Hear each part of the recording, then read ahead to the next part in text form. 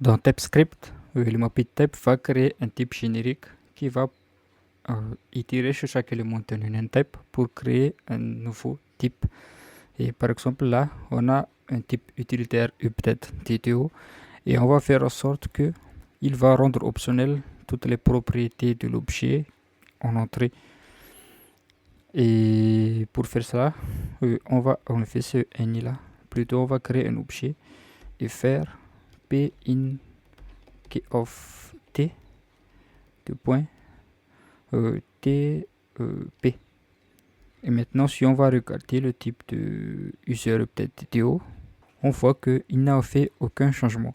En fait, si on va revenir en haut pour expliquer ce qu'on a fait, on sait très bien que le of t va retourner un union type. Par exemple, dans notre cas, il va retourner ID, name et age.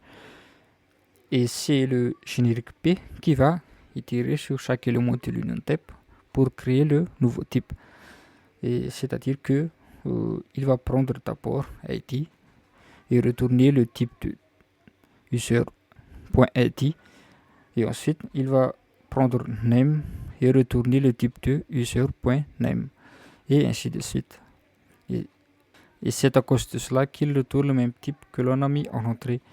Mais ce n'est pas ce qu'on voulait. Ce qu'on voulait, c'est que il rend optionnel les propriétés de l'objet que l'on a mis en entrée. Et pour rendre la propriété de chaque objet optionnel, il faut rajouter plus point d'interrogation.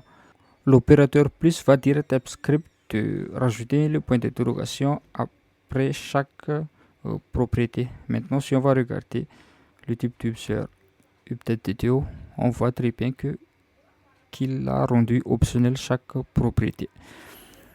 Et il y a aussi l'opérateur moins qui va dire le contraire, c'est-à-dire que d'enlever le point d'interrogation sur chaque propriété. Et par exemple, si on va mettre âge optionnel ici, si on va regarder le type du update TTO, il a enlevé la propriété optionnelle sur âge.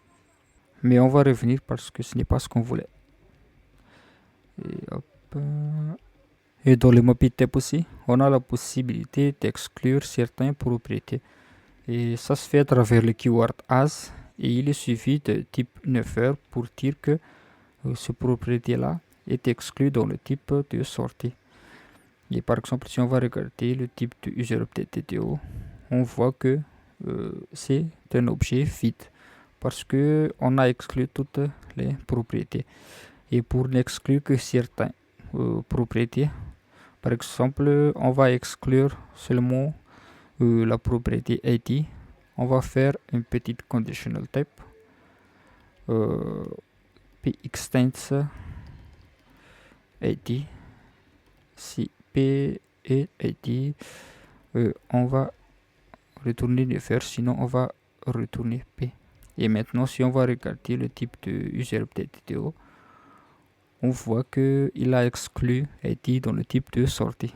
Et la dernière chose que j'aimerais vous montrer aussi, c'est que dans le mobile type, on a la possibilité de changer la valeur de chaque propriété.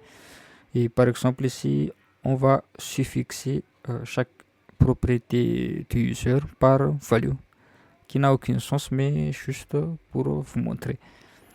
Et pour faire cela, au lieu de retourner P ici, on va retourner un template literal qui va prendre P et au suivant le suffixe qu'on va mettre qui est value. Et là, il dit que P doit être string pour l'utiliser dans un template literal. Donc, on va le caster en string. Maintenant, si on va regarder le type de user update TTO,